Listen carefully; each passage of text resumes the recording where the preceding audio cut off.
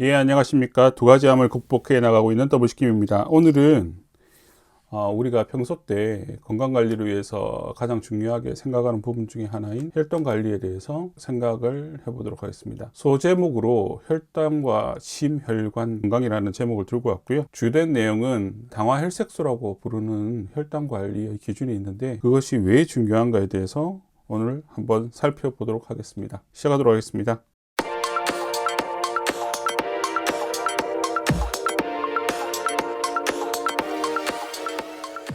먼저 혈당을 확인하는 방법입니다. 저희가 혈당이 높다, 혈당이 낮다, 뭐 여러 가지 방법이 있는데 보통은 혈당계로 공복 상태의 혈당을 수치를 해서 저희가 정상으로 나오면 안심을 하고 있습니다. 혈당계는 건강검진에서도 할 수가 있지만 보통 대부분 집에서 간단하게 피를 일부 체열하여서 혈당계로 수치를 체크하여서 진행하는 상황이고요. 일단 기준은 이렇습니다. 그 공복 기준으로 말씀드리면 100 이제 밀리그램 데시리터는 그냥 그래서 100에서 124는 뇌당경 장애, 즉 전당뇨 단계이다. 그리고 125 이상이면 당뇨병으로 관리가 필요하다. 저희가 진행을 하고 있고요. 그리고 식후 2시간 혈당 수치가 중요한데 왜냐하면 혈당 수치가 밥을 먹으면 당연히 올라가잖아요. 올라가고 나서 2시간이 있으면 혈당이 어느 정도 우리 몸에 흡수가 되면서 떨어져야 되는데 이것이 떨어지지 않으면 또 문제가 되기 때문에 보통 공복 혈당 수치와 식후 2시간 혈당 수치 이 두 가지가 중요한데 식후 2시간 혈당 수치는 정상일 때는 140 그리고 전 당뇨 단계에는 140에서 199 그리고 당뇨 단계에는 200 이렇게 보통 말을 하고 있습니다. 또 다른 기준을 볼까요? 이 기준도 거의 비슷합니다. 정상과 당뇨 전 단계, 당뇨 단계 공복 혈당 시에 100, 100에서 125, 126 이상 이건 거의 비슷하죠. 근데 하나의 수치가 더 들어옵니다. 혈당화 색소라는 게 들어가 있는데요. 이건 정상 단계에서는 4에서 5.6%, 당뇨 전 단계에서는 5.7에서 6.4%, 그리고 당뇨는 6.5% 이상이 당화혈색소가 되면 문제가 있다고 이야기를 하고 있습니다. 보통은 혈당이 좀 높다고 해서 당장 문제가 생기지 않는다라고 생각할 수도 있는데 혈당이 당뇨병 진단 기준에 당화혈색소로 말하면 6.5% 그리고 공복 혈당으로 말하면 126 이하라서 뭐 괜찮겠지라고 생각하실 수 있지만 정상 기준을 넘어서면 심혈관이요, 즉 심장병이라든가 심근경색이라든가 여러 가지 이제 고지혈증으로 인한 혈관이 막힌다든지 하여튼 심장과 혈관에 관련된 질환이 위험률이 최대 30에서 50% 정도 높아질 수 있다는 연구 결과가 있어서 그걸 기반으로 설명을 드리고 저희가 어떻게 주의해서 또 관리해야 될지에 대해서 설명을 드리도록 하겠습니다. 먼저 당화혈색소의 수치와 심혈관 질환 발병 위험도의 관계라는 연구가 있었고요. 이 연구는 영국에서 진행이 됐는데 모집단이 그러니까 대부분 인원이 많은 인원으로 했을 때 더 정확한 연구가 될 수 있지 않습니까? 그 연구 인원이 42만 7,525명 데이터를 활용했고 아주 유명한 의학 전문 채널의 란셋에 등재가 돼서 발표된 논문입니다. 먼저 주요 내용을 살펴보기 전에 당화혈색소에 대한 개념부터 먼저 살펴보도록 하겠습니다. 당화혈색소 사람들이 보통 이제 말을대로 하고 건강검진에서 중요한 지표로 표기가 돼서 저희가 볼 수는 있지만 이게 무엇을 하는지 잘 모르시는 분들이 많은데 일단 당화혈색소라는 것은 산소를 운반하는 적혈구의 혈색소, 즉 헤모글로빈 말하는 거죠. 그 적혈구 안에 헤모글로빈이 있고 이것이 산소를 운반한다는 것은 대부분 다 아실 겁니다.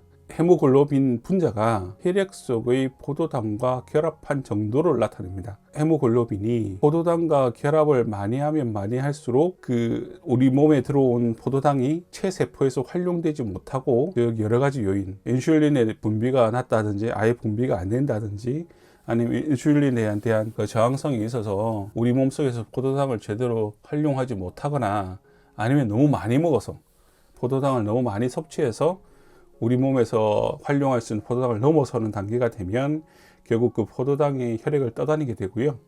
그 혈액이 떠다니는 것이 결국은 헤모글로빈과 포도당이 결합한 정도를 나타낼 때 높아지느냐 낮아지느냐 이걸 표현한 걸 당화혈색소라고 부릅니다. 즉 당화혈색소의 차가 무슨 의미가 있냐면 일단 적혈구는 120일이 지나면 새로운 적혈구로 대체가 됩니다. 그래서 당화혈색소는 기계를 통해서 하루하루 재는 그런 혈당 수치가 아니라 2에서 3개월 동안의 장기적인 평균 혈당 수치를 나타낸다 라고 볼 수가 있습니다. 그럼 연구 논문을 좀 제대로 보겠습니다. 일단 연구는 그 범위를 100의 범위로 구분해서 보았습니다. 첫 번째는 정상이긴 한데 높은 정상입니다. 즉 해서 말한 그 수치하고는 약간 다른데 일단 5.5에서 5.9%는 정상이라고 봤고요. 그래서 높은 정상이라는 개념을 가지고 연구에서 확인을 했고, 이때는 정상 수치 즉 5.4% 이하의 당화혈색소를 가진 사람들에 비해서 심혈관 위험이 17% 정도 높다, 약 20% 높다 이런 말이고요. 그 다음 당뇨 전 단계를 이 연구에서는 6.4%로 정의를 하고 있고, 이때는 심혈관계 위험이 정상 수치를 가진 사람들에 비해서 무려 62%가 높다 라고 이야기하고 있습니다. 6.4% 이상인 사람들은 얼마가 될까요? 즉 당뇨 초기라고 부르는 6.5% 이상인 사람들은 심혈관 위험도가 무려 2배하고도 10% 정도 높은 107%가 높다 라고 이야기를 하고 있습니다. 당화혈색소가 숫자가 조금씩 변할 때마다 그 심혈관의 위험은, 심혈관 질병의 위험은 기하급수적으로 늘어난다는 것을 확인하실 수 있겠습니다. 연구 결론이 뭐였냐면, 일단 당뇨 전 단계에도 혈당 수치가 낮을수록 심혈관 위험이 낮아진다. 이건 앞에서 말씀드린 거고요. 두 번째는 일단 고혈압이 있고 고지혈증이 있으면 고혈압 약과 스타틴 고지혈증 약은 심혈관 위험을 낮추는데 매우 도움이 된다는 내용이 있었습니다. 그럼 한국은 어떤지 한번 볼게요. 우리나라의 경우에는 일단 당뇨병 환자 수가 뭐 대부분 알고 계신 분들 있겠지만 약 495만 명입니다. 근데 이분들은 일단 뭐 간단한 집에서 체열이라든가 아니면 병원에서 체열을 통해서 확인된 인원들이고요. 당화 혈색소까지 검사하는 검사를 다 포함해서 진행을 하게 되면 약 75만 명에 드러난 570만 명이 당뇨병 환자로 정의될 것으로 그렇게 학회에서 보고 있고요. 근데 앞에서 봤지만 당뇨병의 수치 6.5% 이상의 수치 외에도 당뇨 전 단계의 수치도 아주 중요하다고 말씀드렸잖아요. 그럴 때는 어떻게 되느냐면 공복 혈당만 측정할 때는 965만 명, 당화 혈색소로도 측정할 때에는 약 1583만 명으로 추정된다. 그래서 놀랍게도 50% 이상이 심혈관계 질병을 예방하기 위해서 혈당을 관리해야 된다는 사실을 알아야 될 인원이 50% 이상, 즉 500만 명 이상이 늘어난다는 것을 알 수가 있습니다. 그리고 우리나라에서도 비슷한 연구가 하나 있었는데요. 그 연구에서는 1384명을 대상으로 진행을 했었고 6.2년간 추적한 결과 당화 혈색소가 8% 초과 그룹은 사망률이 2.6배 증가하였다 라고 나와 있고요. 그 아래의 내용은 약간씩 다른데 왜 다르냐면, 우리나라는 영국보다는 당이 있으신 분들이 스스로 관리를 좀 하시기 때문에 그런 걸로, 또 의료기관 접근이 많은 부분이 가능하시기 때문에 그런 걸로, 무엇보다 우리가 주목해야 될 것은 당화 혈색소를 충분히 검사를 받아서 이것을 통해 당뇨병 전 단계가 있는지 아닌지를 본인 스스로가 확인이 필요하다는 내용입니다. 당화 혈색소를 꼭 검사해야 되는 이유에서 한번 볼까요? 일단은 당화 혈색소 검사를 꼭 해야 되는 이유는 3개월 동안에 혈당 조절이 잘 되는지를 좀 확인할 수 있기 때문입니다.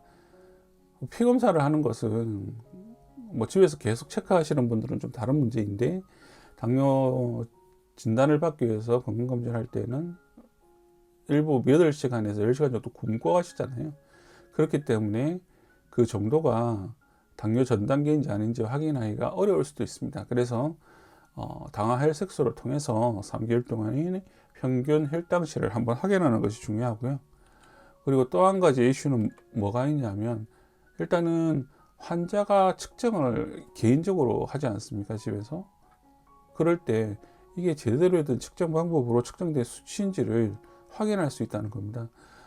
우리 보통 혈당계를 통해서 측정할 때 여러 가지 주의할 점이 있죠. 예를 들어서 찌르는 깊이라든지 아니면 소독 관계라든지, 그리고 이제 그 찌르고 나서 피가 나올 때 잘 안 나오면 누르면 안 된다든지, 그리고 공복의 상태가 몇 시간을 유지해야 된다, 여러 가지 이제 그런 것들이 있는데, 이런 것들을 잘 지켜서 하시는 분도 많은데 또 잘 모르시는 분도 많기 때문에, 아니면 대략 하시는 분도 많기 때문에, 환자가 집에서 자가 측정을 할 때 얼마나 정확하게 하는가에 대한 것도 한번 체크할 수 있는 기회가 된다는 겁니다. 꼭 기록하세요. 오늘의 결론 및 당화 혈색소를 통해서 우리가 알아야 되고 관리해야 될 포인트만 말씀드리겠습니다. 첫 번째는 당화 혈색소를 2, 3개월마다 검사를 하시는 것을 권해드리고요. 적어도 당이 있으시거나, 아니면 당에 대해서 위험도를 가지시거나, 아니면 가족력이 있거나 좀 검사해야 될 필요성을 느끼시는 분들은 연 2회 정도, 그러니까 건강검진 때 한 번 하고 그 외에 자기가 한 번 더 의원을 검사하거나, 보건소는 또 싸더라고요. 보건소에 가서 한 번 더 하는 것을 권장을 드립니다. 그래서 연 2회 정도는 검사를 해보시는 걸 권장을 드리고요. 그리고 만약에 고혈압이나 고지혈증이 있다면 꼭 약을 먹으라는 게 아니라 약을 드셔도 되고, 아니면 다른 방법을 하셔도 되는데, 반드시 치료는 꾸준히 하셔야 됩니다. 이걸 방치를 하거나 혈압이 높은 상태고 고지혈증 수치가 높은데도 그냥 놔둬 버리면 문제가 된다는 거죠. 그래서 고혈압 치료와 고지혈증 치료는 꾸준히 하시고, 당화 혈색소로 당에 대한 수치도 계속 본인이 어떻게 되는지, 어떻게 변동하는지 관리를 하시고, 이렇게 하셔서 어떤 당뇨로 인한 어떤 심혈관계에 대한 합병증이나 질병이 요열되지 않도록 관리를 잘 해 나가셔서 항상 건강한 생활을 해 나가시기를 바랍니다. 예, 오늘은 여기까지 하겠습니다. 감사합니다.